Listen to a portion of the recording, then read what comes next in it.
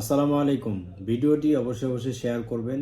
যারা নতুন প্রবাসী আসছে তাদের জন্য বিশেষ করে ভিডিওটি অবশ্যই শেয়ার করে সবাইকে সতর্ক হওয়ার সুযোগ করে দিবেন। আজকে আমার অফিসে প্রায় ২ জন নতুন প্রবাসী ভাই আসছে সবেমাত্র প্রায় ২০-২৫ দিন বা ১৫ দিন হয়েছে একজনের, আরেকজন হয়েছে ১২ দিন না ১৩ দিন। তো এই নতুন প্রবাসী ভাইরা এসেই এমন একটা পরিস্থিতিতে তারা পড়েছে, না তারা খাবার পাচ্ছে, না তারা ঠিকমতো শোয়ার জায়গা পাচ্ছে, না তারা কাজ পাচ্ছে, না তারা ইকামা পাচ্ছে। আসলে তারা খুবই পরিস্থিতি খারাপ অবস্থায় আছে। তারা আসলে ভিডিওতে আসতে চাচ্ছিল না, এই জন্য ভিডিওটা করলাম না।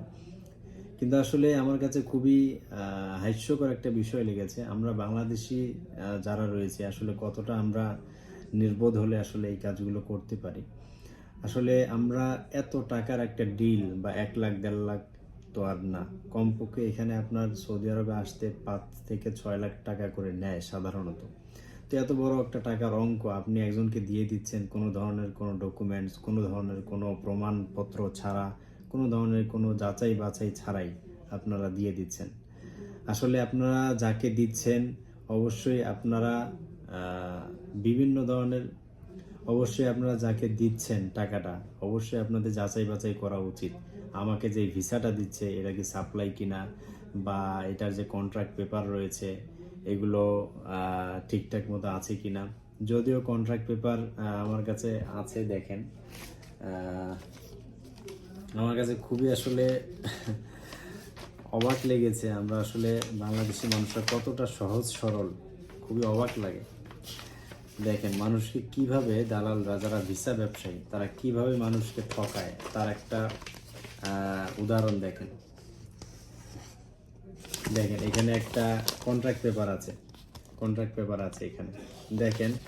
এখানে ফার্স্ট পার্টির নাম আছে, ফার্স্ট পার্টির নাম এটা যাই হোক আমি উচ্চারণ করব না। সেকেন্ড পার্টি কিন্তু কিচ্ছু নেই, দেখেছেন? মানে সেকেন্ড পার্টি কিচ্ছু নেই, সেকেন্ড পার্টি ফাঁকা। তারপরে এখানে দেখেন সিগনেচার অফ থার্ড পার্টি, এখানে সিগনেচার কিচ্ছুই নেই। মানে এক কথায় একটা টাইপিং করে কম্পোজ করে একটা হুদায় একটা পেপার, এগ্রিমেন্ট পেপার ধরায় দিছে, এছাড়া কিছুই না। তো আসলে আমরা কতটা সহজ সরল হলে আসলে এই ধরনের কন্ট্রাক্ট পেপার দেখে, এই ধরনের কাগজপত্র দেখে আমরা একজনকে ৪-৫ লাখ টাকা দিয়ে দিই। আসলে আমরা কতটা সহজ সরল মানুষ হলে।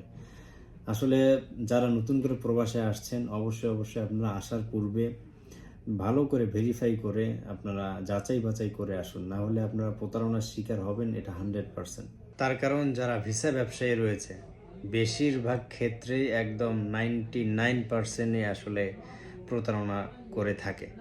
আমি বলছি না সবাই খারাপ, 1% আছে একদম সামান্য পরিমাণে যারা রয়েছে একদম একুরেটভাবে ব্যবসা করে, ঠিক আছে? তো এই জন্য অবশ্যই যারা বিদেশে আসতে চাচ্ছেন, প্রবাসে আসতে চাচ্ছেন, অবশ্যই যাচাই বাছাই করে ভালোভাবে দেখে শুনে আপনারা আসবেন।